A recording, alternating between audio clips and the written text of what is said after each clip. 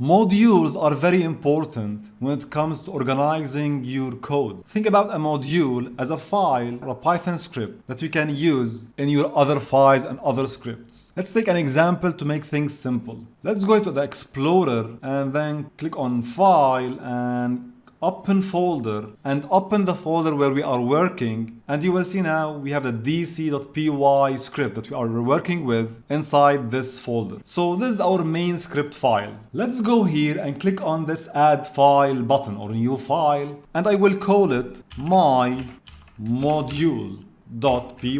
It's another Python script or Python file. I will go now here and copy this function that we created before and paste inside this module. And then you can see now it's showing an error under this function. It can't find it. It's not defined. So how we can access functions and elements inside another module? We simply need to import it. So simply say import my module and simply now copy this, paste it here, say dot, and we can access the functions inside our module. You can see, run the code, and now we are using the function inside our custom module. So we can create multiple modules, arrange, organize your functions inside. This is very important when you have a big application, multiple scripts, and you want to manage your code. We can use modules. Not only that, inside Python, we have a lot of built-in modules, or what we call packages containing multiple modules. For example, you can